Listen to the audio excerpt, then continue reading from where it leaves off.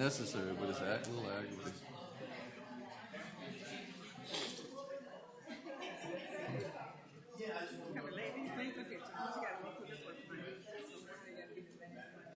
Yeah.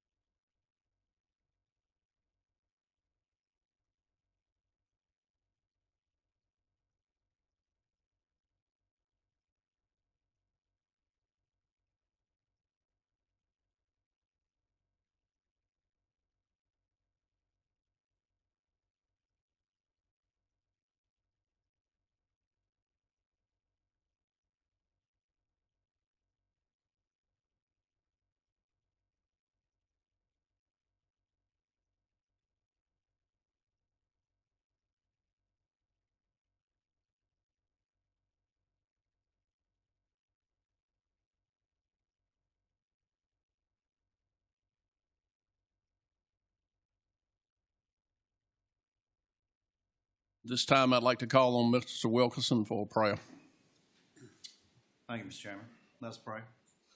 Dear Lord, Heavenly Father, tonight we come to you with thankful hearts and appreciation. You have always and continually blessed the citizens of Mecklenburg County. Though you have provided all we need, we still have a duty to conduct business and make good decisions. Please give us the wisdom and guidance to do just that. Let us do all that we can for the betterment of our citizens, but most importantly, let it be pleasing in your eyes.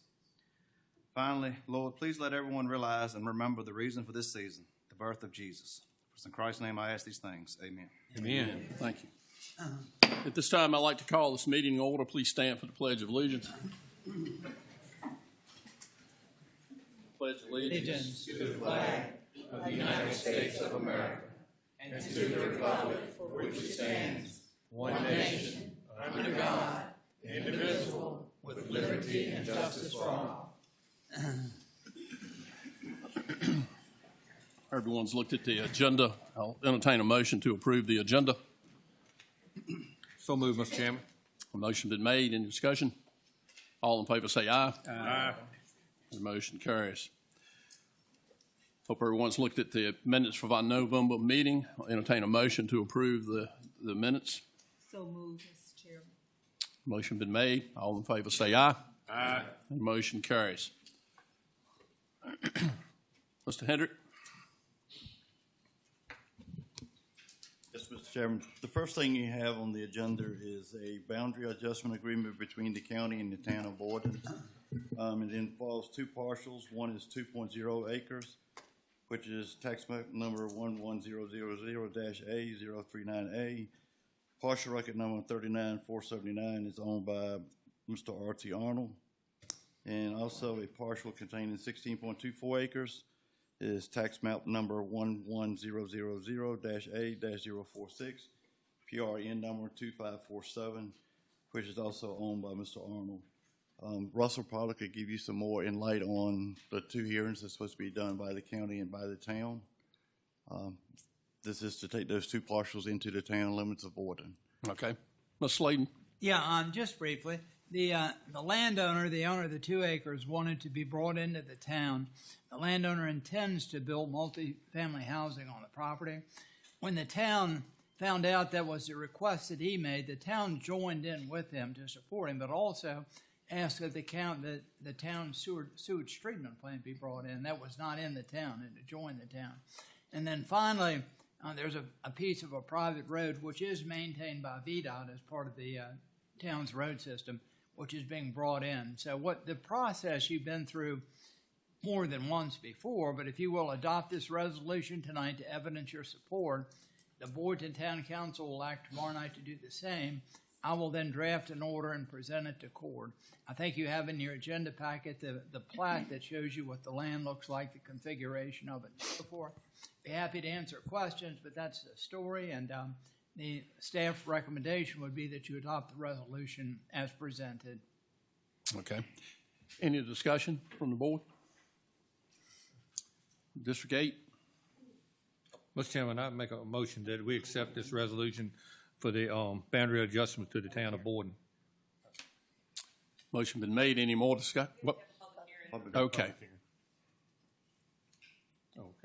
Okay. All right.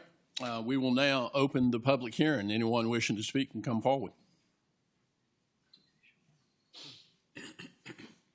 Hearing no one, I'll close the public hearing. Mr. Franklin. I'll make a motion, Mr. Chairman, that we accept this resolution for the boundary adjustments for the town of Borden. Okay, the motion's been made. Any discussion? All in favor say aye. Aye. Those opposed, motion carries. Mr. Hendrick. You have an application for a zoning ordinance amendment by Paul Jackson and Barry Erie to amend Mecklenburg County zoning ordinance Article 6, Business B-1, Section 6-1 use regulations to allow for truck pulls and demolition derbies by a special exception permit. Okay, that is my district. I will make the motion to approve public hearing. Okay, again, all right. Sorry about that. All right. Open the public hearing. Anyone wishing to speak? Hearing no one, I'll close the public hearing. I'll make that motion to approve this application based on the recommendation of the Planning Commission. All in favor say aye. Aye. Those opposed, the motion carries. Mr. Chairman, last Thursday, the Planning Commission held their public hearing on the adoption of the Mecklenburg 2044 Comprehensive Plan, and their recommendation was to accept the comp plan with the November 2024 additions. Rachel with 3TP that did the updates for us, and the consultant firm is here to do her presentation.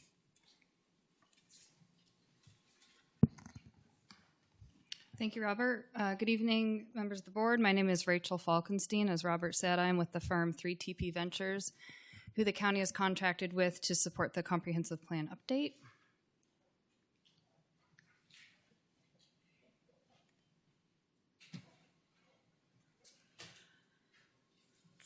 Sorry about that. Let me drag it over to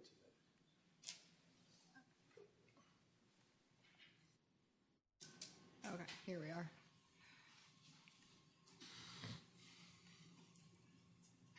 Okay, so this evening will be a public hearing for your consideration for the comprehensive plan.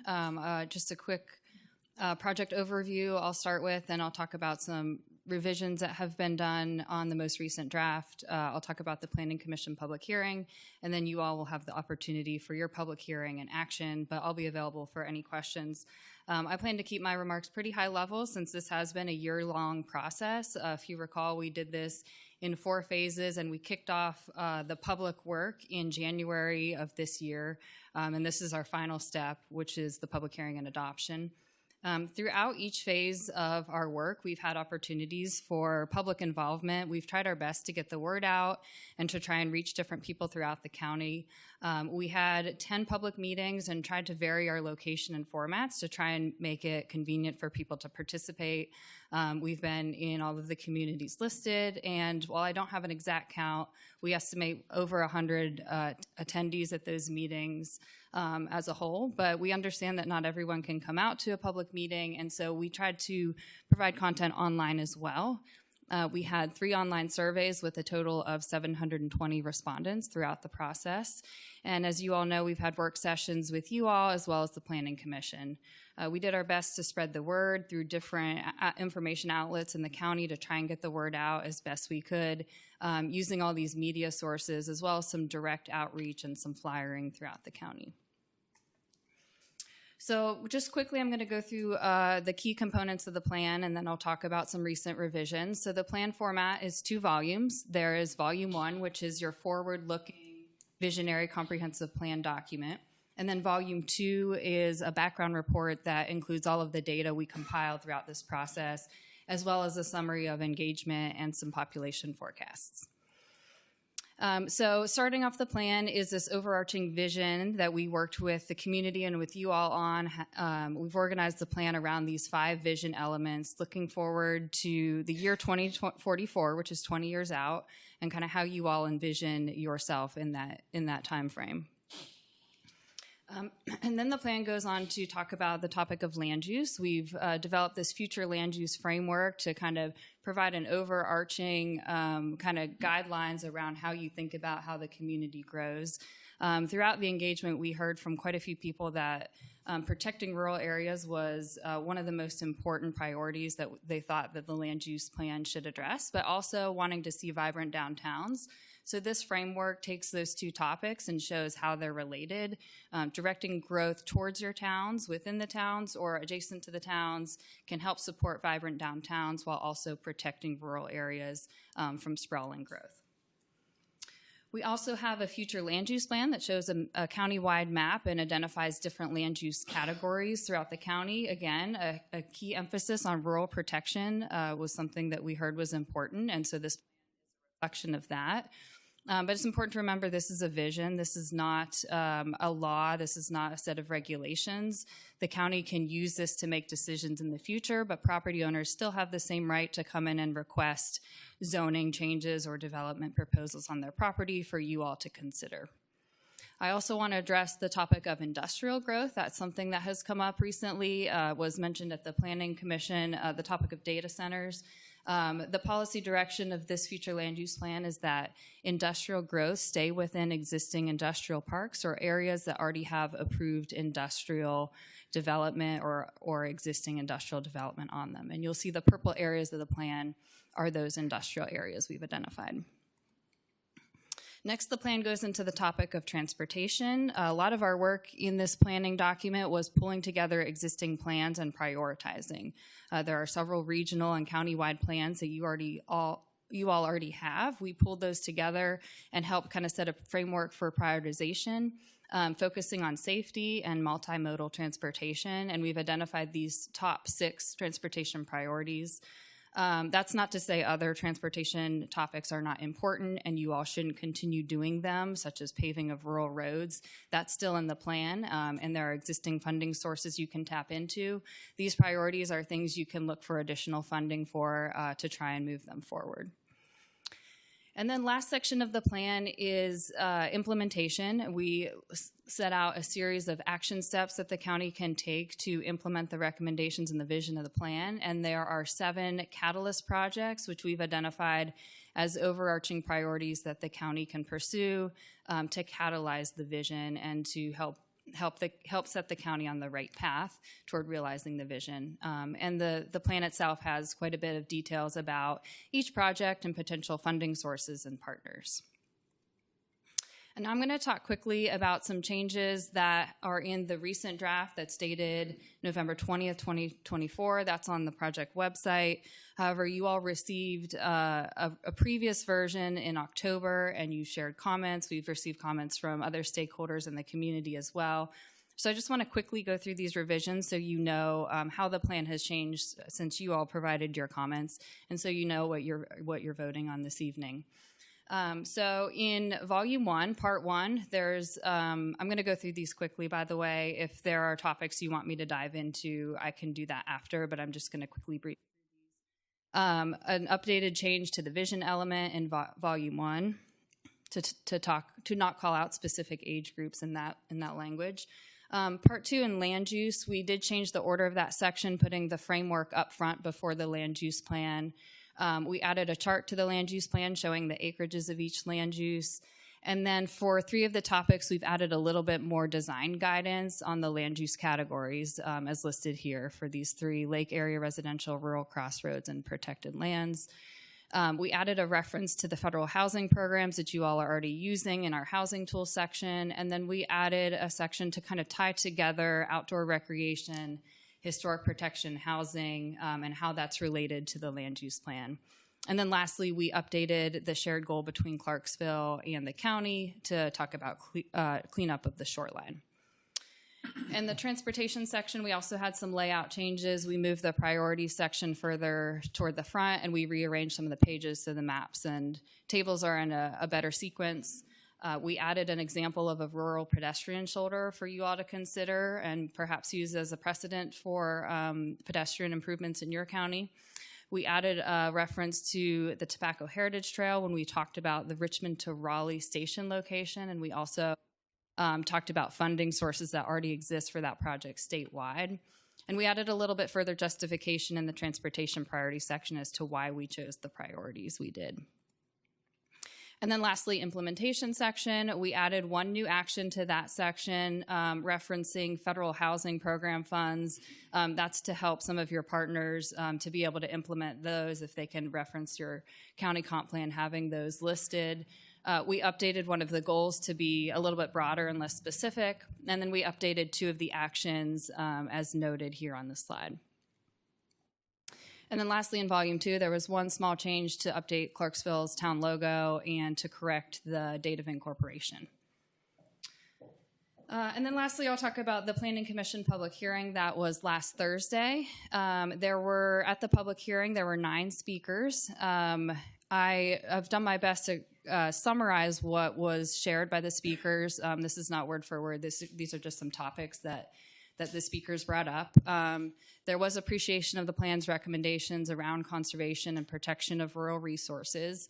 However, some wanted more guidance about how data centers and impacts would be mitigated in the future. There was some concern raised about the rural conservation land use and loss of property rights that could bring.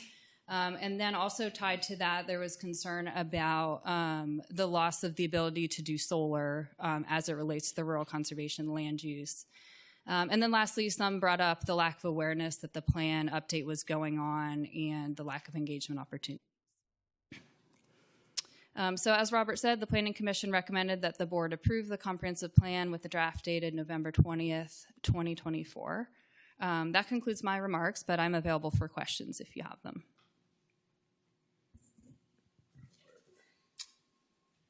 Alex, you want to add anything to that?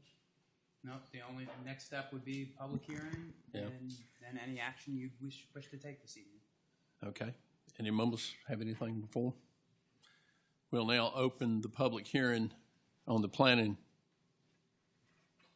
Commission, about Planning Comprehensive Plan, I'm sorry. Anyone wishing to speak? We do have some sign-ups here that we'll start with. The first person signed up is Monty Hightower.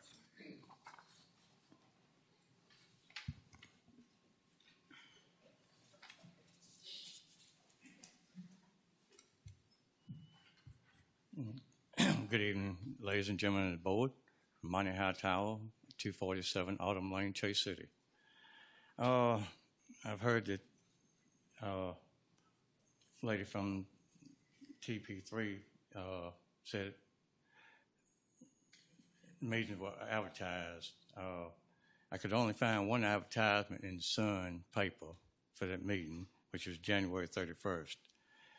I've asked town manager of Chase City, town manager of Clarksville, town manager remembered the newspaper article. The town manager of Clarksville didn't know anything about it.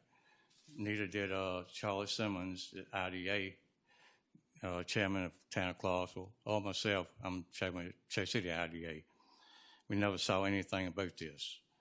Also, were any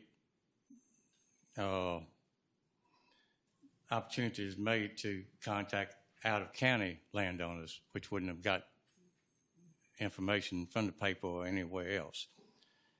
I couldn't find anyone that remembered seeing any flyers on these meetings. I talked to one person that did go to the meeting in Chase City at the Rescue Squad building and said there were no follow-up meetings to that. Okay, on the next thing, on the blanket conservation easement will devalue the land. Land rent has not gone up to keep up with taxes in the last 40 years. From the American Farmland Trust, it costs an average of $2,833 to put a acre of land into a farmland conservation trust. From the federal government, a conservation easement is a voluntary legal agreement between the landowner and government agency. Putting this land into the rural conservation is not voluntarily. From the American Farmland Trust, conservation easement reduce the property's overall value, making the land worth less for future sales. So, putting this rural conservation easement arbitrarily on people's lands is like putting an albatross around their neck, especially for the future generations, because they'll be very limited on what they can do with the land. And thank you. Thank you. The next speaker we have is Lori Huber.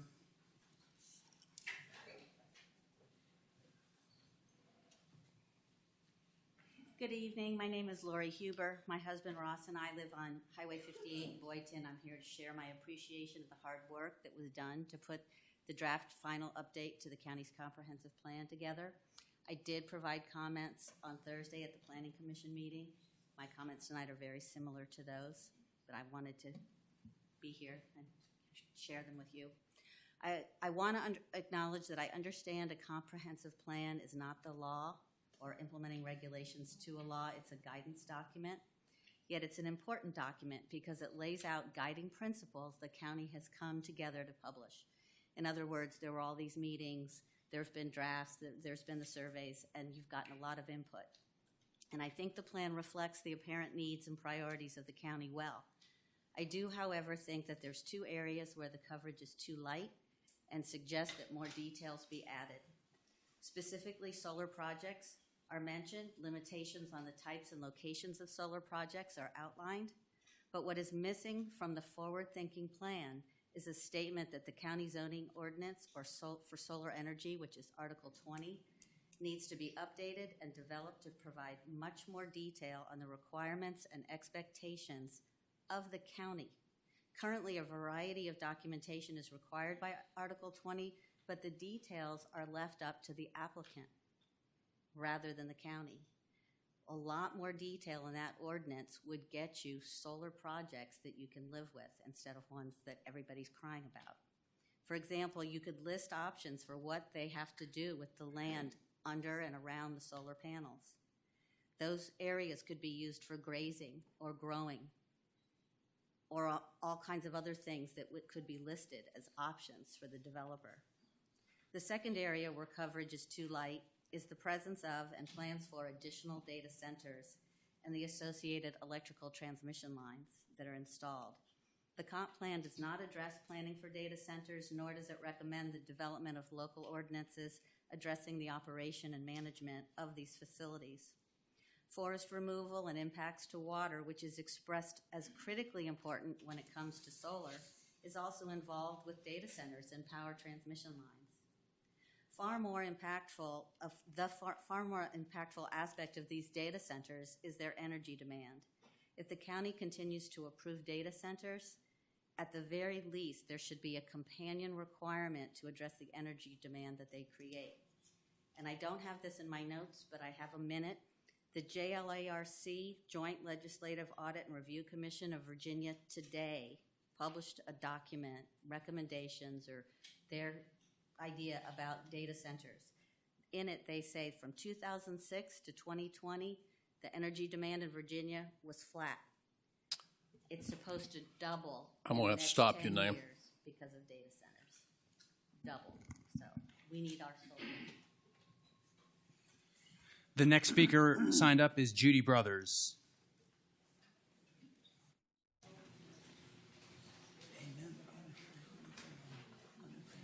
Hello, I'm Judy Brothers. I live at 31257 Highway 49, Chase City, Virginia. And everybody has pretty much said everything I had on my mind other than this high-speed rail. I can tell you that when I lived in the D.C. area, I lived right on the D.C. line when the metro was expanded into the outer areas of Maryland, and crime went up because people can jump right on that train, go in, rob whoever they want, and be right out, and nobody ever catches them. So be careful of that. It also looks like in this comprehensive plan that there is an effort to not take into account the rural areas where people might want to live. It looks like everybody's going to be concentrated in the town and city areas. And my question is, where's the economy in all of this that's written up? Where are the jobs? You know, data centers is one thing, but we need our factories back. If we're going to bring back the towns and fill up those Main Street buildings again, we really need to have it the way it used to be. When we did have prosperity, there was a time. And we had Burlington, we've had the shoe factory, we had all kinds of different industries that are now in China. So maybe that should be part of the thought for bringing back and revitalizing. But people do deserve a right to live in the rural areas also. So you need to keep that in mind when you read the comprehensive plan. It literally looks like those areas will not be encouraged to be developed at all. So that was my only comments on that. Thank you very much. The next speaker signed up is Joe Church.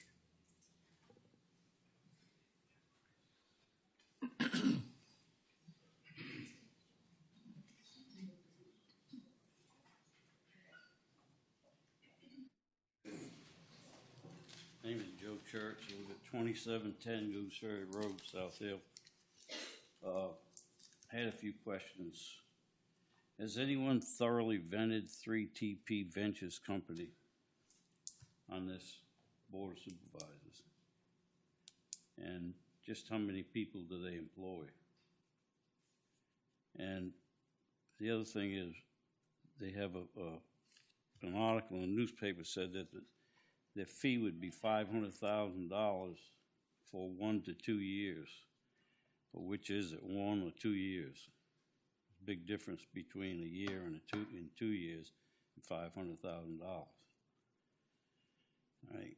The other thing is, how could this plan be put together when they didn't even include Microsoft Effects to the county?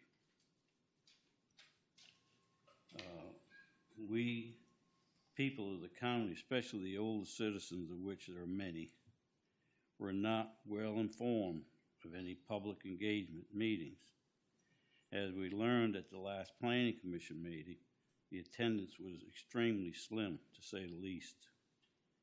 And as with many other topics lately within our county, we're not very transparent. As with pretty much all the data center location proposals, the Planning Commission comes up with a public meeting 1 week, votes it in, right or wrong, and within days the Board of Supervisors votes the same way. This is what's happening with this plan. Many topics were discussed last week concerning land use with this plan, especially conservation. I don't think the farmers or large landowners want 3TP Ventures to tell them what to do with their land.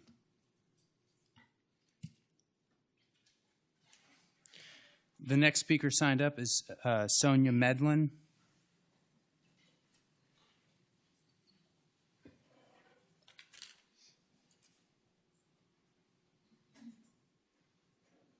My name is Sonja Medlin. I live at 2256 Trinity Church Road in South Hill. I am probably one of the newest neighbors in South Hill.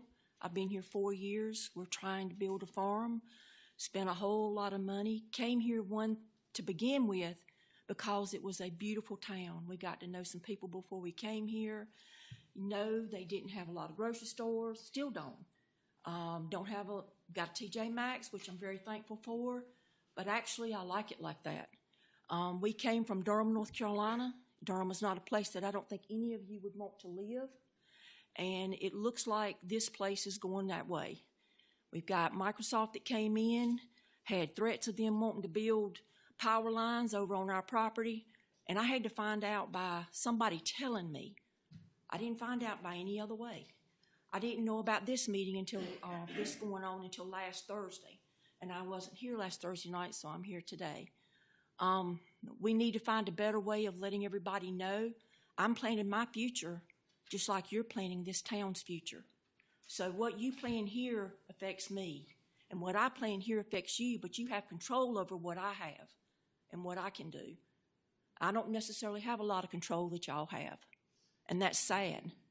I mean, like I said, I didn't know anything about this meeting until last Thursday. I'm constantly on the internet. I didn't receive any emails, didn't see anything about a survey. I'd love to know, I know that was 700 and something in the survey. I'd love to know who they were, if there's a list, because I sure didn't get one. And I would hope that my opinion would matter, just like anybody else's that live in Mecklenburg County. So please, consider letting everybody know and getting their opinions. It means a lot. It'll help these things go a lot better if we could come together instead of a certain set of people deciding everything for everybody else and us not having anything that we can do about it after it's done and see it.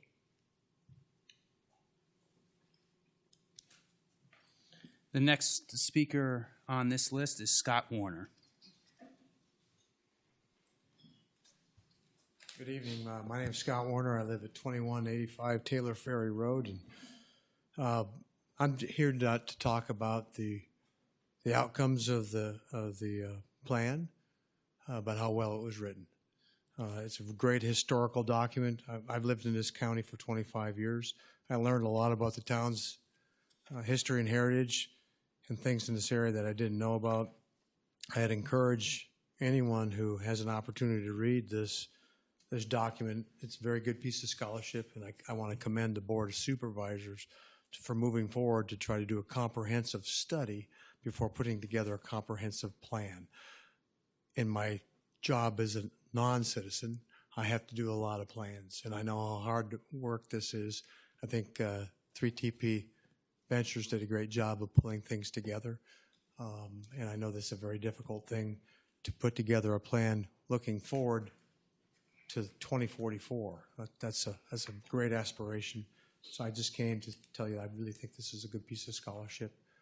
I think it puts together a nice historical document for the kids at school to be able to learn a little bit about their community. And thank you very much for putting this together. Thank you. That's everyone who signed up. I didn't know if you want to see if there's anyone else in the room who Okay. wanted to speak on this or not.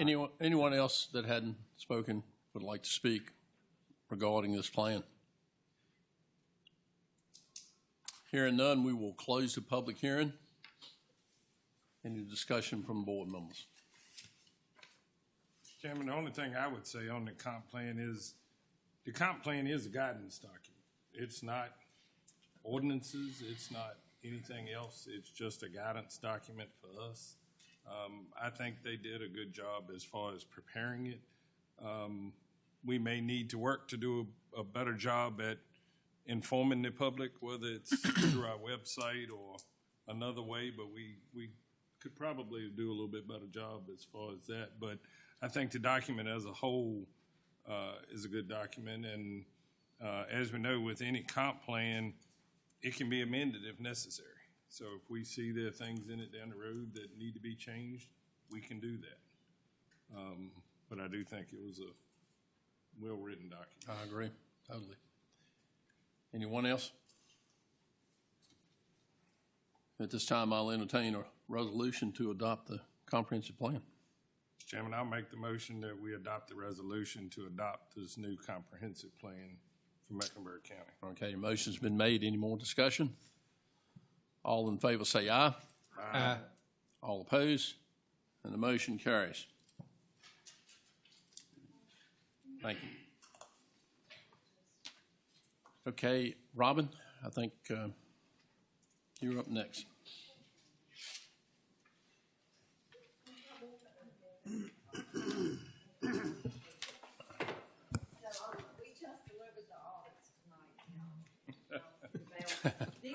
Found some more money.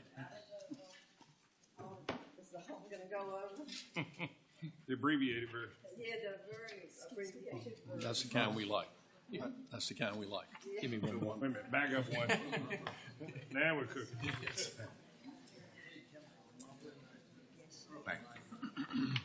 Thank you, ma'am.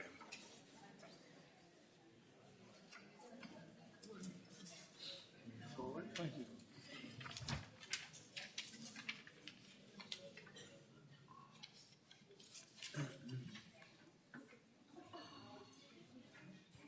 Okay, so we have finished the audit.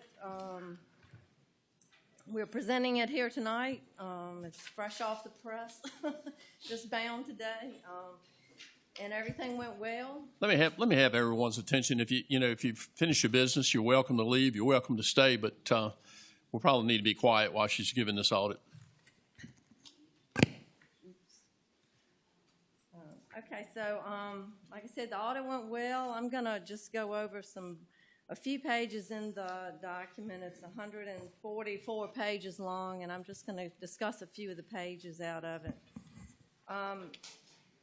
The first thing you'll see in the handout I just gave you is the table of contents. If you're looking for a certain schedule or something, you can refer to the table of contents and hopefully find it within the audit. The next page I want to go over is actually the last page in the audit. It's page 144, and it's a recap of the audit. It's called a Schedule of Findings and Question Costs, and it covers the areas of the financial statements and the federal programs that are within the financial statements. And as you'll notice, if you look down the right-hand column, you'll see the word, the report is unmodified, which is a good, clean report. That's what you want. It's an unmodified opinion. That means we found nothing wrong.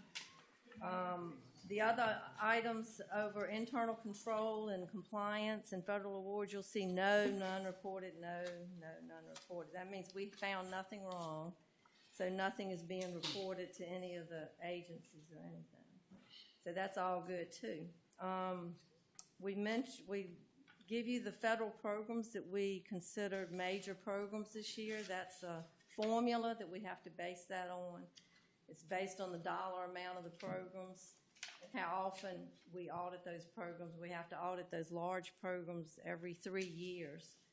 So we rotate them and come up with a calculation of the dollar amount. This year the dollar amount was $750,000 or more, and they're considered major programs. There is an auditing standard that's changing next year that will go to $1 million. That's under what we call the uniform guidance through the Federal Clearinghouse, the federal government. Y'all do qualify as a low-risk auditee. That means you've gotten a clean opinion over the last 3 years. And so you want to be a low-risk auditee, so that's a yes. And then the last two items, we had no matters reported or findings in the financial statements or the federal award programs. So that's kind of a recap, and that's, like I said, the last page in your audit. The next report I'll go over is what we call an independent auditor's report. That's what we issue to the county to say what we did. And it gives our opinion. It states that in all material respects, I underlined it in red, that we have done everything in accordance with accounting principles generally accepted in the United States of America. And so it's basically a clean opinion. And other standards that we followed are the auditing standards for the United States, the government auditing standards that's issued by the United States for just governmental audits, and the Auditor of Public Accounts in Richmond also has a state guidance that we have to follow for audits of counties, cities, and towns. So looking at that, we've got 4 sets of standards when we do a governmental audit that we have to follow. We have to follow accounting standards in the United States, auditing standards in the United States, state auditing standards, and federal government auditing standards. And it's a lot that we have to go through to conduct the audit. Another point I want to make is that these financial statements are not ours. They are management's. They're y'all's financial statements, and we present these based on information provided by y'all. And they are free of material misstatement. That doesn't mean that everything's perfect, but we have a materiality level that we calculate based on auditing and accounting standards, and everything should be free of material misstatement based on the procedures we performed. And so I wanted to go over, that's basically what our opinion letter, auditor's report states. The next statement is actually the numbers part of it. It's Exhibit 3 on page 11. This is your balance sheet for your governmental funds, and you'll notice it covers all the funds within the county. Some of them are grouped together in these major categories, but that's all of them within the county. And you'll notice you have a strong cash position, $113 million. You have liabilities of about $10 million. The fund balance for all the governmental funds is $109 million. And that's a strong balance sheet. The next statement is your Exhibit 4. Again, these are your governmental funds, and it shows all your revenues, all your expenditures by fund, and your net change in fund balance this year was $14 million when you take all of those into account. The next page is page 36 in the audit. This is a summary of your capital assets, all your land, buildings, infrastructure that type of thing. And this is recapped here. There was a little bit different stuff this year. Some stuff was transferred to Roanoke River Service Authority. The school board gave back some older buildings so that the county can sell them because they're not in use anymore. So those two columns with transfers in them are a little bit unusual for this. Usually it's just an increase and decrease in what you buy and sell.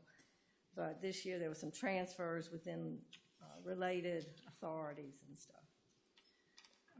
The next page that's got some material numbers in it, it's page 38. That's your debt schedule. 38, page 39, and page 40 is the debt that the county is paying back over time, and it's got a payout schedule over the life of the debt. So that's those. And it's got the IDA and the school board in there as well. The last, couple of last schedules is one Schedule 6 on page 124. The school board information is behind the notes to the financial statements. They're, like I said, they're on page 124, Schedule 6. These are your school-related funds. This is your balance sheet for the school. It's got $23 million in assets and a fund balance of $20 million. Schedule 7, page 126, is your revenues and expenditures for the school funds. Now, it is showing a net change in fund balance of a negative number, but that's because $7 million was spent on the construction project. So that most of that money is in that, because on this, since y'all are modified cash basis, you report expenditures as capital outlay. And so that's what most of that is for the school. Schedule 9, page 131, is your IDA schedule of assets and liabilities. Because of the Clarksville School, you've got that lease revenue bonds on the IDA's books. So that's what that is, that has on it. And then the last schedule, Schedule 10, page 132, is your IDA revenues and expenses and change in net position. There was a small negative change in net position on this. A lot of that is the interest you're paying on the Clarksville note, elementary school lease revenue note bond. So that's pretty much the major areas in the audit. And if there are any questions, I'd be glad to answer them. I know you haven't had a chance to look at it, but I feel free to call if you have any questions on it, looking back at it and discussing it. That's it. Okay. Alex, you have anything you want to add? Not particularly Okay. at this point. There are two other reports that need to be, or things that have to be given. The Auditor of Public Accounts is getting a report this week. It's called the Comparative Cost Report. That's submitted as like an Excel spreadsheet, informational type of thing. That's due the 15th. We're going to get that out this week. And then the Federal Audit Clearinghouse gets the schedule of federal awards. That's going out hopefully this week or next week. That's due within 30 days of the audit being issued. So those two are in the works as well. And I'll coordinate with Alex and Marsha on those. Okay. Great job. Thank you. Looks like the county is. And happy holidays, everybody. You have something else? The only thing I would add to that is I'm very appreciative of all the staff that worked with Robin and her team. Very much so. So I want to especially thank, the treasurer's office. They do a tremendous amount with them. Judy, Nancy, Gina, there's a few, Olympia, there's a few others, but yep. So there's a lot of players involved at the county level who work to give them all the information, data, reports that they need. And so I'm thankful for all of them who spent a lot of time over the last 2 months on that project. We all should be thankful. Everybody's been very helpful and cooperative. All right, thank you very much. Next, we've got a resolution Mr. Hargrove is going to take care of for us. Mr. Taylor, if you will come forward, please.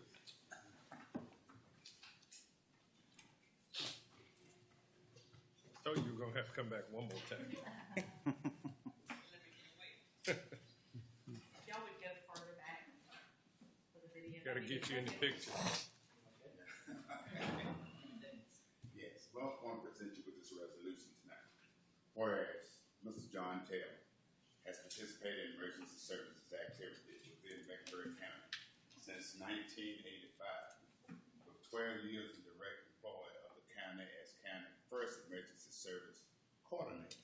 Whereas during these dozen years, Mr. Taylor was commended an invaluable leader towards ensuring the safety and preparedness of the county's emergency services.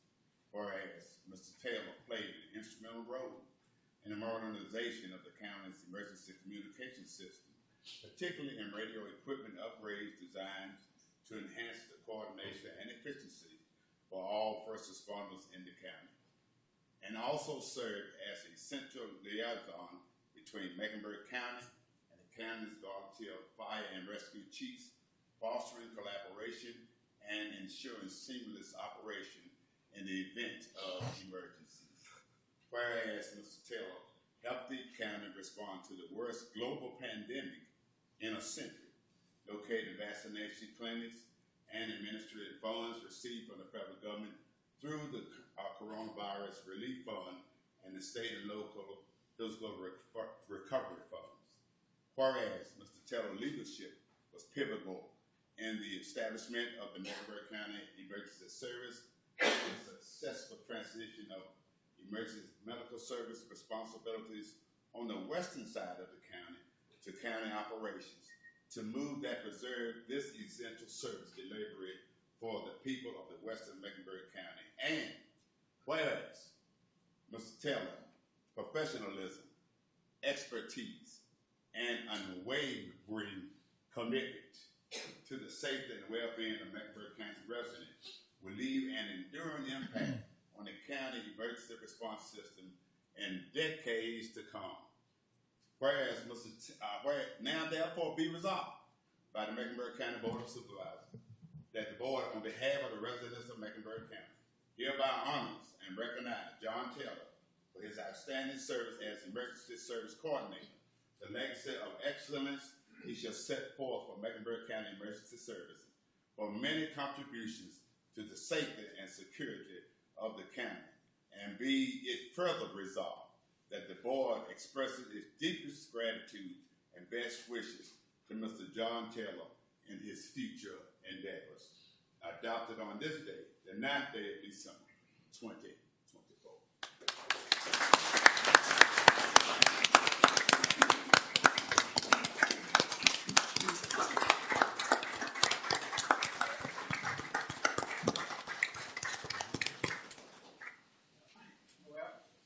Very humble to get this, but despite what this says, it was not a one-man show.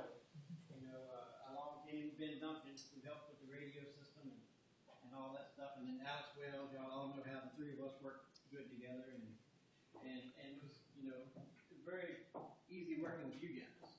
Y'all made it to where we could, you know, foster an atmosphere where we could get this job done, and you know, people in this side of the world. We love to do what we do. And y'all make it. Thanks.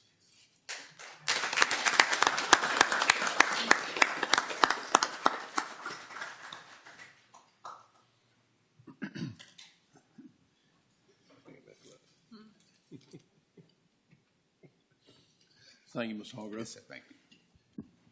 We're now going to recognize some 4-H members. Jennifer, and we'll let you take over. Mr. Chairman and members of the Board of Supervisors and County Administration, thank you so much for giving us a few minutes on the agenda tonight to recognize some of our local 4-H'ers and to celebrate some big successes that they've had this year. My name is Jennifer Bowen. I'm the 4-H Extension Agent in Mecklenburg County. And first up, I'd like to congratulate 3 young ladies who participated in the State 4-H Horse Show in Lexington in September.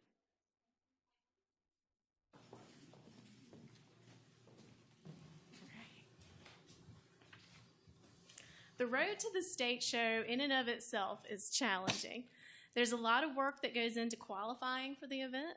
Members have to participate at the district level qualifying show. They have to complete level 1 and level 2 of the state horsemanship training program, testing program. They have to complete a service project, and they have to turn in a completed project record book. So not only did these young ladies complete those requirements to participate, but they each came home from the state 4-H horse show with a district level championship. Not just a blue ribbon, a whole division championship. So we were super excited. So congratulations to Addison Thompson, champion ambling pleasure division. I got a little something for you.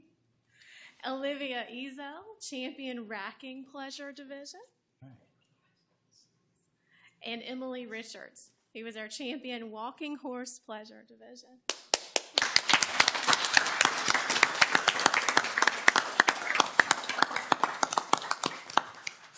And I also need to recognize their trainer, Mrs. Jamie Clary. Oh,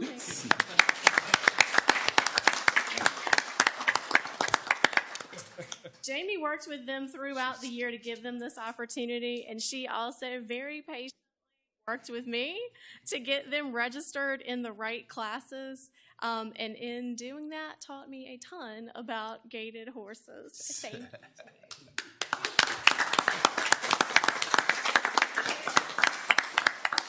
Can't leave without the picture.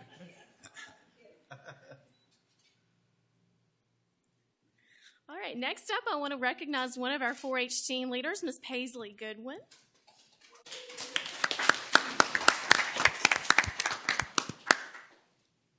So Paisley's been one of our team leaders at junior camp for the last several years. She does a lot of 4-H stuff with me, but I think it's safe to say that this summer Paisley stepped outside of her comfort zone a little bit. She applied, interviewed, and was selected as a member of the Virginia 4-H delegation to the Dominican Republic. And while she was there, Paisley helped run day camps for Dominican children. And she is the first Mecklenburg 4-H'er in our memory to participate in an international program. So congratulations, Paisley.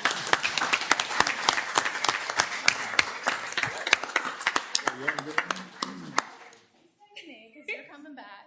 Okay. All right, next up, I'd like to introduce our Central District 4-H ambassadors, Aviana Hester, Trinity Pamplin, and Jalea Pulliam. And unfortunately, Jalea has the flu, so she couldn't be with us tonight. But these three young ladies were elected at State 4-H Congress at Virginia Tech this summer to serve as ambassadors from our district. And as ambassadors, they also serve as members of the State 4-H cabinet. And throughout their term, these young ladies will travel around the state advocating for 4-H and planning statewide 4-H events for senior members. Earlier this fall, they met with Governor Youngkin at the Rockingham County Fair. In January, they will help organize our 4-H Day at the state capitol in Richmond. Trinity is actually in her second term as an ambassador. All three of these ladies serve as healthy living ambassadors as well. And they're also involved in 4-H on the national level. Trinity just got back from Atlanta. She was part of the Virginia delegation to National 4-H Congress, and all three of them will go to the Ignite conference in Washington, D.C. in March, right? All right. So congratulations, ladies. You'll see a lot of them.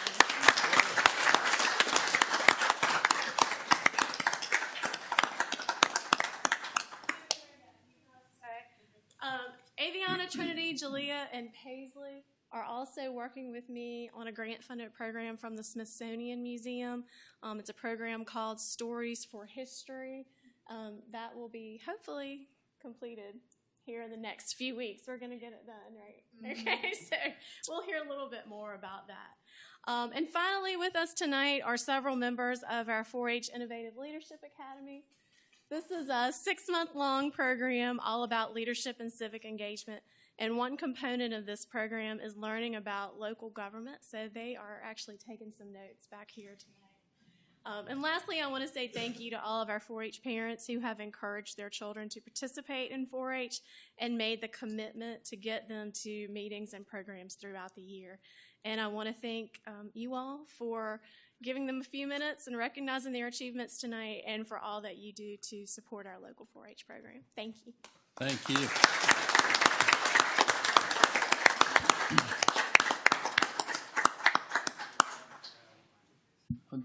Jennifer, what an awesome job you do with this program, and the county is really lucky to have this. Mr. Brankley, I believe you up. Okay. Mr. Chairman, the Legislative Committee met on Monday, December the 9th, 2024 at 5 p.m. in the Board of Supervisors meeting room in Borden, Virginia. Members present, David Brankley, Chairman, Claudia Lundy, Andy Hargrove, others present, Jim Jennings, Sterling Wiggerson, Brenda Blackwell, Tom Tanner, Kirk Gravitt, Alex Gotcha, County Administrator, Judy Sheffield, Assistant County Administrator, and Jenny Whittemore, Clerk. Chairman Brankley called the meeting to order. Mr. Gotcha discussed at the committee the need for a zoning and subdivision ordinance revision. Mr. Gotcha advised that the recommendation is for the board to select an outside consultant and authorize issues of a request for proposal for the revision of a ordinance. Mr. Gotcha advised the committee that, with that said, even with an outside consultant, the project still required a county project manager to hold regular meetings and check-up calls with the consultants and provide insight from Mecklenburg County that shapes the projects and sets boundaries for the consultants regarding what may be acceptable to Mecklenburg County. With the pending retirement of the zoning administrator, there is no staff on hand to fulfill this role. Therefore, it is requested that the county administrator be allowed to proceed to begin the recruitment efforts for a new planning position immediately. Upon a motion by Mr. Hargrove, the committee voted unanimously to recommend that the Board of Supervisors adopt a resolution to initiate the Mecklenburg County Zoning and Subdivision Ordinance Revision pursuing to 15.2-2240 ET-SEQ and 15.2-2280 ET-SEQ of the Code of Virginia, and direct the county administrator to issue a RFP for that purpose. The committee further recommended that the Board of Supervisors create a planning position and authorize the county administrator to place an advertisement for said new planning position. There being no further business, the meeting was adjourned. So, Mr. Chairman, if you would, I'd like to put that in a motion. Okay. Everyone's heard the motion. Any discussion? All in favor of the motion say aye.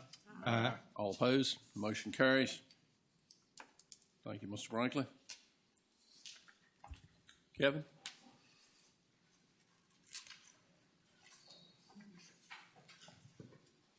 Good evening.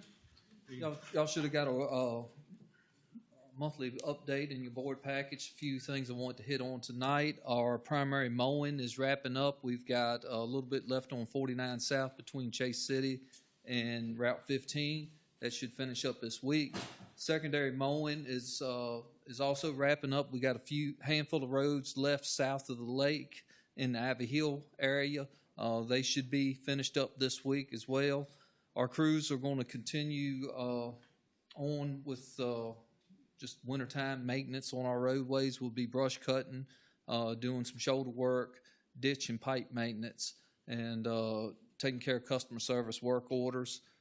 Next year, our rural rustic project for Mecklenburg County is Hayes Mill Road. That will be 2.52 miles of road that our crews will be working on. That's the only rural rustic project for Mecklenburg, and we'll continue to watch for the weather and respond when needed.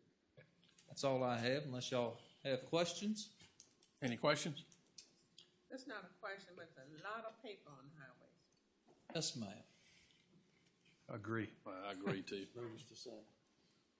Yeah, we'll be working on trying to get litter picked up with inmates and stuff, and seeing what we can do with them. Is there a schedule for that, or is just as needed?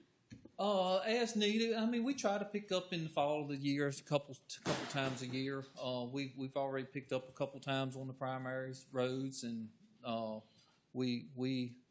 it's a challenge getting inmate labor from Baskerville. We get one gang pretty much a day, and that gang's working 3 counties. It's no way they can keep up. So we do have the Adopt a Highway programs we try to encourage and stuff, and we will reach out to the jail and see if they can provide somebody to come out and do some litter pickup as well. Just to, I don't know if it's anything we can do. It just seems like it's a big hot spot right now. It's at the Penn Road and 58. We've had several wrecks right there. Just want to see if it's anything we could possibly do just to ensure everybody's safety. Don't know if it's anything we can do, but we just might want to take a second look if there's anything possible. Seems like it's just for some reason it's just a hot spot right now. I don't know. We'll take a look at it and see make sure the signage is right, make sure sight distance and stuff is suitable, see what we can do with it. Thank you. All right. Did we take a look last month? I talked to you about the flashing lights at the high school coming from the west side. Have we done anything with that? Started the ball rolling? We looked at everything. We looked at the traffic management plan that the county approved back in 2018, 2019. All the signs and stuff is put up correctly where they're supposed to be. We did have a couple signs on the eastbound that was a little too tight. We had to move them back. Those corrections was made. Pretty much what we got out there has been approved by traffic engineering. If if what you see is not working, we encourage the county to reach out to their consultants if they need to go out and do another traffic study and see what they need to do. And okay. And whatever the consultant comes up from the county, that will be reviewed by VDOT and make any changes from there. Okay. All right. One thing, at the end of 660 going back this way toward Highway 47, right there, some patches right there, and it's a huge pothole. When you hit it, I guess it's a good speed bump before you get to 47, so you have to stop, but it's pretty rough. I don't know if y'all take a look at that. We'll take Judy, a look I'm sure you've hit it. Like I have too. We encourage y'all, if y'all see something through the month, call 1-800-4-ROADS. Yeah, I know. And I hate to bring it up right now, but this looks like a good opportunity. So More fun to bring it up to you. No, and I'm doing it as a safety issue because it is, and it's right in line with that left hand wheel on the vehicle too. But it'll jar your teeth. We'll get it straight for you. All right. I figured you would. Yes, sir. Thank you, Kevin. All right. Y'all have a Merry Christmas, and we'll see you next year. You too. Thank you, sir. All right.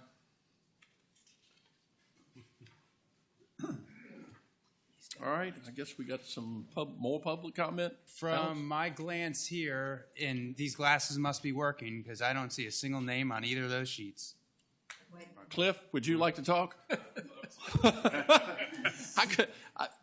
I gotta let you. Cliff, you don't have to introduce yourself. We know who you are. Appreciate that. Yeah, I can't resist an opportunity. I get to talk to all of you at the same time. It's jam-packed meeting with lots of good stuff, and congratulations to the 4-H club members. And you all know Long Road Energy, and that we're developing Seven Bridges Solar just outside of Chase City. We've been developing that since 2017 and submitting materials to the county since, or at least 2020. And as you know, we've been actively listening to the community and proactively making adjustments to our project. That includes increasing setbacks from roads and neighbors, making commitments around road use and benefits to the surrounding community. Since the receipt of our 2232 approval back in 2022, we've committed 250 acres to conservation between the solar project and the South Meharon River. We've also committed a meaningful contribution to the town of Chase City at the start of construction and increased setbacks from nearby roads so that the average distance from Scotts Cross Road is over 1,000 feet. And in some areas, the project will be more than 2,000 feet off of Scotts Cross Roads. Related to that, you all should have received an email invitation from me to visit the Seven Bridges Solar site to see the project location and the setbacks from roads and neighbors firsthand. If there is a time that might work to visit the property, please contact me or my colleague Chad Thompson, and we'll do our best to work around your schedule. I also wanted to announce we recently completed an update to our economic impact analysis that shows upwards of $10 million in revenue to Mecklenburg County over the life of the project. And announcing tonight that Seven Bridges Solar is based on feedback and conversations from the community, from supervisors. We're committing to donate to an energy bill assistance program to be managed and utilized for those in need across Mecklenburg County. So we believe strongly that Seven Bridges Solar aligns well with the county's existing plans and the increasing needs for energy in Mecklenburg County. I'd urge you to reach out to myself or Chad Thompson for a visit to the Seven Bridges site or for more information on our recently updated economic impact analysis. Thank you very much for your time, and Merry Christmas, Happy Holidays. That's all I got. Thank you. Thank you. Alex? I don't have anyone else signed up, so is there anyone else who wants to speak tonight? This last chance. Hearing no one? Okay, we're going to leave public comment and go to Mr. Gottschalk. All right. The first item we have for you this evening is something that has been certainly long awaited by at least one member of this board and number of people in the community. We have the bids in for the Bracy Convenience Center. We had two bids this go around, Smiley's and Barker, which are both Mecklenburg County-based firms. The lowest bid and the bid that is recommended by both the engineers and our solid waste / convenience center consultant is Smiley's Construction, which came in at $1,137,330. I did want to note that the bids for this one, we did ask for an option that either had a paved service or a non-paved gravel surface, just to get the estimate of what the difference would be. There's about a $200,000 difference between the non-paved, in favor of non-paved gravel, but based on everything that we've experienced on the previous sites, a lot of what we're talking about here in terms of, things that get dragged back onto the highways, safety, and the like, our recommendation is to go with the paved surface. To do that now and do it forevermore. This was the only opportunity that we wanted to do a cost comparison. From now on, we're just going to go ahead and do the paved surface. So that's the recommendation, is to accept the bid by Smiley's and go forward. And I think if everything works out well, we'll have an operational facility for the summer season in 2026. Okay. Move that up anymore? Yeah, I think everybody wants them done as quick as we possibly can get them done. So Yeah, and I think that was the general consensus that we had talked about too, that we've got to move these forward a little bit faster than we have in the past, because it's becoming an issue all over the county. And of course, as we open these and we take them up in other places, but I appreciate y'all's hard work on this, because I know I've called you probably once a month to ask for this. So, Mr. Chairman, I will make a motion that we accept this bid from Smiley's Construction for $1,137,330. Okay, everyone's heard the motion. Any discussion? Is that including the pavement there? Yep. Mm-hmm. Okay. Yes. Yep. I think you did that's a good decision, because over the next 10 years, they will climb right back up to the mountain if you do it now. Better pay now than later. And one of the comments, I'll Go ahead, just say one other thing. One of the comments they had made too about putting the pavement there was when they have to come clean these sites during the winters. Yeah. They said it's hard to push off when they have just gravel and rock there. So. Yep. Okay. Anyone else? All in favor of the motion, say aye. Aye. All opposed? Motion carries. The second item is the staff reports. I did want to point out one item that we have in here, and then one item we didn't have in there that came out today. The first item is we got a request from the treasurer's office to have the annual rabies clinic be hosted here in Mecklenburg.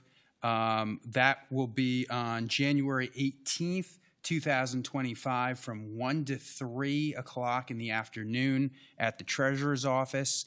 An interesting note that Jenny and I discovered when receiving that is that, in fact, you all, as the Board of Supervisors, the local government body, do actually have to approve that clinic being held. So that's the reason why it's always been on your agenda and will always continue to be on your agenda, is because Section 3.2-6521B of the Code of Virginia requires. So we need to do that now, not in January. That's correct. So that we can advertise it and have appropriate citizen engagement. Anybody like to make that motion to approve that? I'll make a motion. Do we go ahead? Go ahead. So moved. Okay. Motion been made. Any discussion? All in favor say aye. The second thing, actually, there's a couple more in the staff reports that I actually want to hit on here. The second item that I wanted to point out that is not in the packet is that we have come to a general agreement with Mosley. We haven't signed it yet. You all authorized us to go forward with that with some adjustments in the language that we're negotiating on. We've come to a resolution on the language. We have to sign the document yet, but we will have our introductory meeting with them and with our public safety departments next Wednesday afternoon. So we are going to commence this project and get it going. And I know that a bunch of people are very, very, very thrilled and excited. So there's maybe one in the back of the room who's earnestly nodding along to go ahead and proceed on this one. So we'll get that kicked off. The other two items which are in your packet, in the South Side Behavioral Health Update, you may have seen this in the paper the other day. They have hired a new executive director for Southside Behavioral Health who will be starting in early January. Okay. So want to make sure to note that in case anyone hadn't seen that. And then the last item, which is also the last item in the packet, we do have the treasurer's report from the Lake Gaston Weed Control Council for you this month. The intent of that is to show all of the distributed funding sources for that particular commission. So Mecklenburg County obviously is a contributor, as is a number of local governments, as is both Virginia and North Carolina. So lest anyone think we're the only ones who are doing anything, that is not the case. They do have several sources, and I'm not sure if anyone had really ever had an opportunity to look at that breakdown laid out this way before. So Supervisor Tanner and I wanted to put that out there for everyone to have that awareness. Okay. All right. Very good. That's all you have? I bet you're thrilled and excited. No. I'm ready for more if you got it. Okay, under the chairman's report, we've got one appointment on the Tri-County Community Action Agency. You have a bio in your packet of John A. Smith, who seems to be highly qualified to fill this position. Anybody like to elaborate on that? I am resigning the end of this month from the Tri-County Community Action, but I didn't want to leave them empty-handed, so I went out and recruited someone as for my replacement, and I think I conferred with you earlier, and I talked with Ms. Gottschalk, and I also got the directions from Ms. Jennings as to which direction I must go. And he submitted his bio, and today I submitted the bio to Tri-County Community Action. I let them know the early part of the week or last week, whichever was, that I will be resigning this month due to circumstances beyond my control. So I'm asking if I would like to recommend him to take my place on Tri-County Community Action. Making that as a motion, I think. Yes, sir. Okay. I see you stayed in the minister pool. Hey, we got to do something. You got to stick together. You got to stick together. All right, everyone has heard the motion to appoint Mr. Smith to this position on the Tri-County Community Action Agency. All in favor say aye. Aye. And the motion carries. All right, everyone's looked at the consent calendar. We'll entertain a motion to approve that. So moved, Mr. Chairman. Motion been made. All in favor say aye. Aye. The motion carries. All right, board member matters. Mr. Tanner, you want to go? Thank you, Mr. Chairman. Absolutely. First, I'd like to congratulate all of the 4-H members. Job well done. Thank you for all the leadership that has gotten them to all of these events and stuff all across our nation and outside. That is a huge honor. Also, Mr. Chairman, I'd like to see, in some of the discussions tonight, we were talking about how the public gets notified about some of our meetings and what's going on and stuff like that. I would like to see if staff could look at, on the website, there's a tab on there that's a couple layers down, but it's called a notify tab. And people can sign up with an email address to get notifications of meetings and stuff like that. I would like to see, can we move that to the front page? So if people want to sign up for notifications of what's going on, it'll be a little bit easier for them to find, and that way I think they would be a little bit more well-informed. Oh, maybe that was me, sorry. You're fine. That must have been the end of the meeting, Mr. Chairman. Oh, you know, I'll speed things along. I'll even skip things to get it going. But also, I'd just like to say, this board and this county and our citizens are truly blessed. We've got great leadership here in the county. We've got great employees that Alex and Judy and Jenny and everybody that leads our county, they do an amazing job. Makes our job a lot easier. Also, to our police and fire and dispatchers also, and all of our emergency services, this holiday season, thank you for answering the call. Thank you for being away from your families, because they always seem to come, whether it's Thanksgiving Day, Christmas Eve, whatever's going on, there's always going to be someone in need, and we always answer the call. And also this holiday season, I want to keep our military in our prayers. They're dispersed all over the world, but they're protecting our freedoms. So I just feel that we should always look out for them, and then also just remember the reason for the season. Absolutely. Remember our Lord and Savior Jesus Christ is what it's about. Amen. That's all I Say that again. Huh? Say that again. I don't think he What are you trying to give me a job? That's all I got. All right, thank you. Mr. Wilkins? Thank you, Mr. Chairman. I'd like to echo what Mr. Tanner said as well. You know, we're so very blessed in this county on all levels. We'd like to be thankful for. Going back to one of the items, you know, the comprehensive plan, there was a lot of discussion on that. And I can see both sides. You know, I can see the viewpoint. You know, some of it could be seen as hindering property rights. And I, too, feel that to a degree. However, just like Mr. Tanner said, it is only a guide. There's plenty of room for revision if it was needed. I just want to make that point, that I, too, was not fully satisfied with it, but I do want the public to know that if we needed to, we could make a change. I was very impressed with the 4-H program. I didn't quite realize it was quite that extensive going on in this county, and it was, you know, really refreshing to see that. So, great job to y'all, and just Merry Christmas to everyone. Ms. London? Yes, sir. I think Talon said half of what I wanted to say. I told her just say ditto and it would be just fine, but I know Miss London got to say something. No, congratulations. I'll take care of that next time. No, okay. Congratulations to the 4-Hers and also their leader. That's all. I remember when I was in 4-H and my mother was a 4-H leader. We didn't have all those things you have to go to, but we did have putting prizes of cooking and baking on the state fair, on the county fair. And I made sure I won some every year. I can make biscuits with my hands now. So my hat's off to you and to your leader. Also, about the comprehensive plan, everybody can't work the computer. I'm not an expert on it, because half of the time I've been asking him, where are we now on this computer? That's all right. We need to put it in the paper so that everybody can understand. They can talk about it in their different sessions that they may have at their churches or wherever, you know.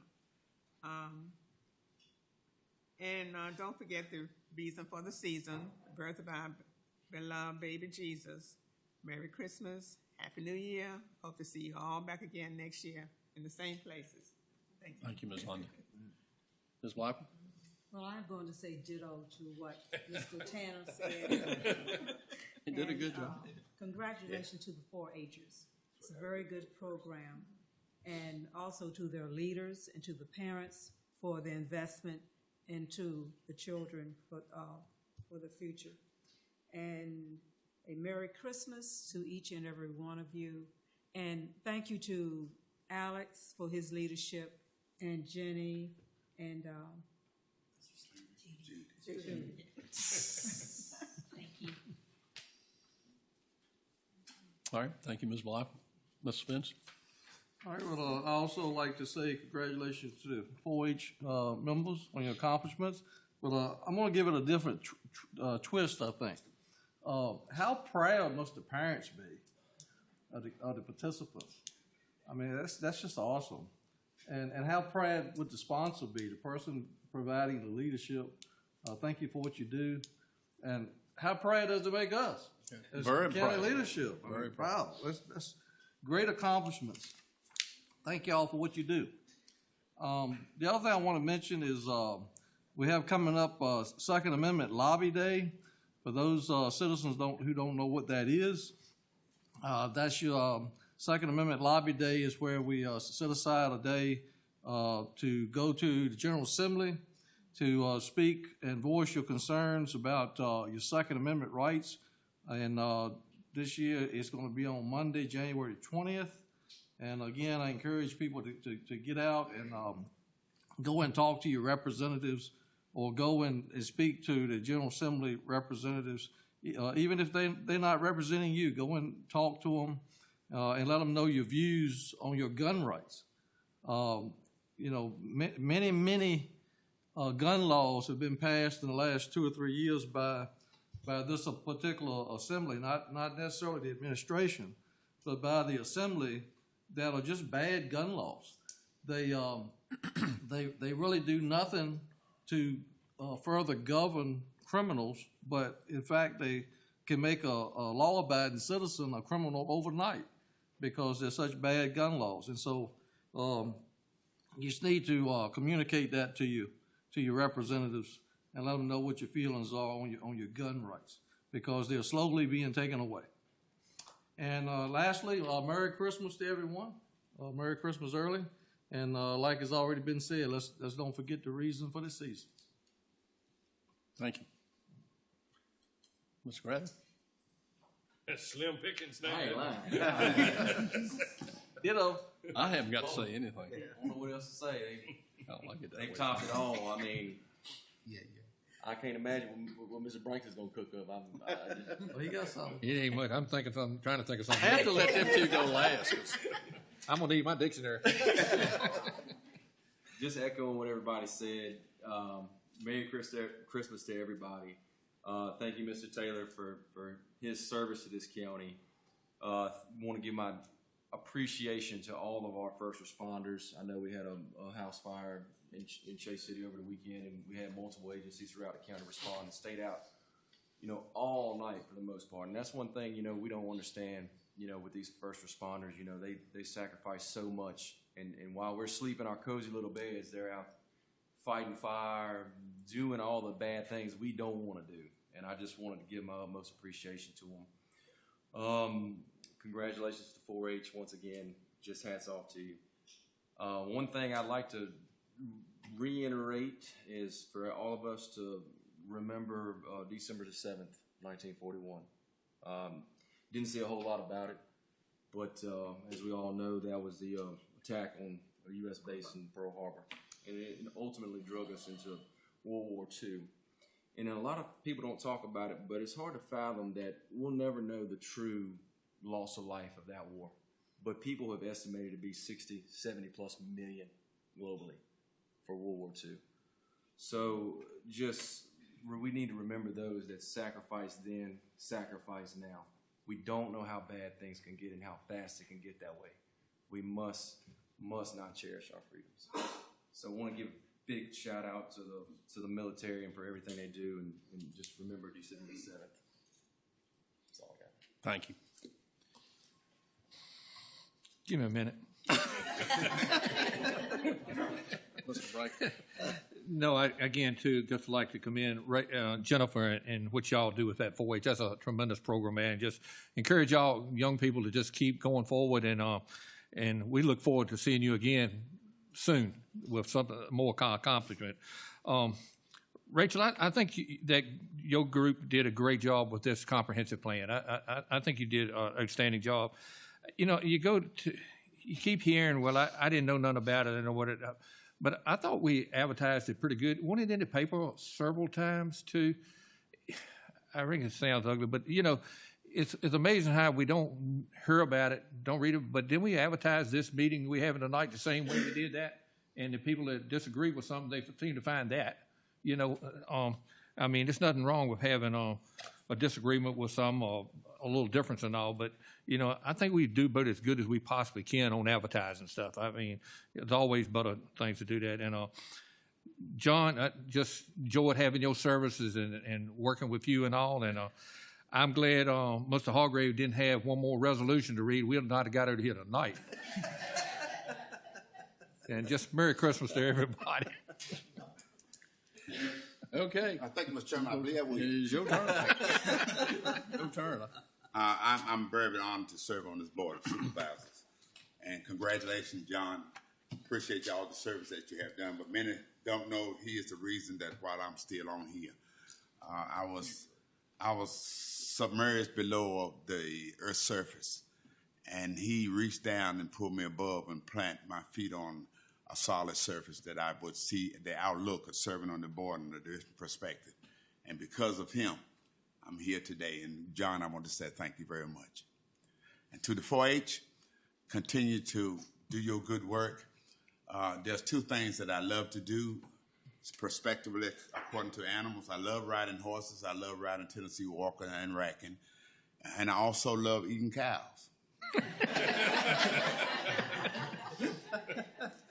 Amen. To emergency services and everyone else, Merry Christmas and a Happy New Year. Thank you, Mr. Hargrove. You know, Alex, since David mentioned it, how much do we advertise? Have you got that kind of list in your head, what we go through in those advertisements? I'm sure Rachel's got it in hers, probably. Well, it depends. It depends for every project, and it depends on what the requirements of the code are for certain things. You know, for any of these meetings, for anything that goes through Robert's office and then comes here, we have to advertise 2 times before each meeting, one of which, well, they've changed the law a little bit the last couple of years, but as best as I can recall, the last one is you have to advertise no earlier than 21 days and no later than 7 days before the meetings and 2 successive weeks. And here we have a once-a-week paper, so we really only have those 2 ways to catch it. So that's the requirement. So that would be what would go into the paper for like the public hearing for tonight and for last Thursday. For other items, you know, it can be once, it just depends on what the action is. And then if we have a certain project that we're trying to voluntarily do it, of course, there are no statutory requirements for that. So like for these public meetings that we held to influence the opinions that we saw on this project, that was at our choice to put them out there. And of course, we wanted to do that because we wanted the public opinion. But we did, you know, had newspaper, online, digital. Rachel went through some of the listings of that. But for those things, I mean, you're just trying to touch as many people as you can. It's a different era these days. There's a fragmented news source environment. Some people get their news from hard copy, some get it digitally, some word of mouth. You know, we try to find all the sources you can and try to put it out as early as you can. But you're going to have it either way. You put it out, you know, 4 weeks in advance. Nobody remembers it was going to happen. You put it out one day. It's not enough time to prepare. So you always try to find some kind of sweet spot. But a lot of it is just dependent on what's available to us. The print schedules are pretty standard here. They're once a week. Come out on Wednesdays. So you've got it. You know, sometimes we can't advertise the week before we hit the meeting because it won't comply with that code section. But then, if you do that, we're not close enough to the meeting that people, retain it for having it to be on that next meeting. It's a difficult balance. It's a test we're always trying to meet, and it's going to be a struggle forevermore as we continue to have a very fragmented news information environment. Yeah. I guess that, that people need to know that our goal is to reach as many people with as much information that goes on in this county as we possibly can. Absolutely. And that's just the cold hard facts. And I think it's always been that way since I've been here, and it always will be that way. Yeah, and we're gonna, we're trying different things. The last couple meetings, we've been trying to post not only the agenda, but the whole agenda packet online as we can. But of course, you can't have that done 3 weeks in advance because there's so much of our governance is projects and news and information that's happening in real time. So you wouldn't want to put a meeting out 21 days in advance. Everything's going to be stale. So we're trying to gather as much information from a lot of different sources to put it together in a package as voluminous and to make these meetings as impactful as possible. So we're trying to put it out there so people know what's going to happen at the next meeting. But a lot of times it's going to be for a board or a planning commission or those things, it's going to be just a few days, a week before, because that's when everything gets compiled. That's not to say for some projects, long duration projects, you're going to have multiple touch points along the way. But for the final agendas, there's only so much. I've tried my best to, put together the agenda a week ahead of time. But then, stuff comes up and we got to get it because we don't want to wait another month or 5 weeks. Yeah. Thank you. I'd like to congratulate John. Like everyone else says, I appreciate your work for the county and what you helped this board do and all that, John. Greatly appreciate it. The 4-H group, certainly want to congratulate them as young people sitting in this audience right now that could possibly be sitting right here, 10, 20, 30 years from now. So congratulations to y'all. Staff, I want to, thank the staff for what they do and how hard they work, and like the audit we had, and I know that's a group of people coming together to create that document, which is just outstanding. So I guess you could say life is a team sport in Mecklenburg County, and we're going to keep it that way. I'd like to thank the firefighters, like Mr. Gravett said. The little situation that happened in Chase City was a bad situation for everybody, and we just can't thank these first responders enough for what they do, and it's such dedicated individuals that are in that line of work. Lastly, I'd like to thank this board for having me as chairman of this board for the past year. I can't believe it's been a year since we sit here with a couple of new members on this board, and here we are 12 months later getting ready to go into another year. But I greatly appreciate what y'all have done, and thank you immensely for that endorsement. And Merry Christmas to all, even Mr. Hargrove and Mr. Rankin. Thank you. Thank you. All right, that's all I have. All right, so next, I move pursuant to the Virginia Code, Section 2.2-3711, that Mecklenburg County Board of Supervisors hold a closed meeting for the following process. Pursuant to Virginia Code Section 2.2-3711A7, consultation with legal counsel and briefings by the staff members of consultants pertaining to actual or probable litigation where such consultation or briefing in open meeting would adversely affect the negotiating or litigating posture of the public body. With that being said, all in favor of going into closed session, say aye. Aye. When they're in closed session, we give everybody a 5-minute break to gather their things up.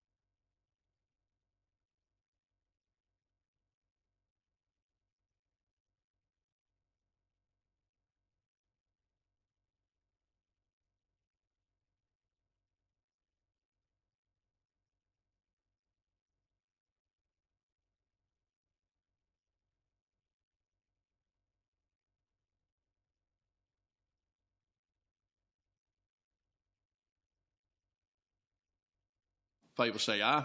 Aye. All right, Jenny, give us a cue. Our suggested action is to adopt the following certification resolution information from the committee or commission. Certification of the closed session. Whereas the Mecklenburg County Board of Supervisors convened a closed session on this date pursuant to an affirmative record to vote and in accordance with the provision of the Virginia Freedom of Information Act, and whereas Section 2.2-3711 of the Code of Virginia requires a certification by the Mecklenburg County Board of Supervisors that such closed session was conducted in conformity with the Virginia law. Now therefore be it resolved that the Mecklenburg County Board of Supervisors hereby certifies that the best of each member's knowledge, only public business matters lawfully exempted from open business requirement by Virginia law were discussed in the closed session to which this certification resolution applies, and only such public matters were identified in the motion convening in the closed session were heard, discussed, or considered by the Mecklenburg County Board of Supervisors. All in favor of the motion, say aye. Aye. The motion carries. Anyone else have anything? Jenny, you wanted a picture? I do. I would like, once you adjourn, if everybody could just hang out there around Jim. Okay. We're done. We're going to adjourn.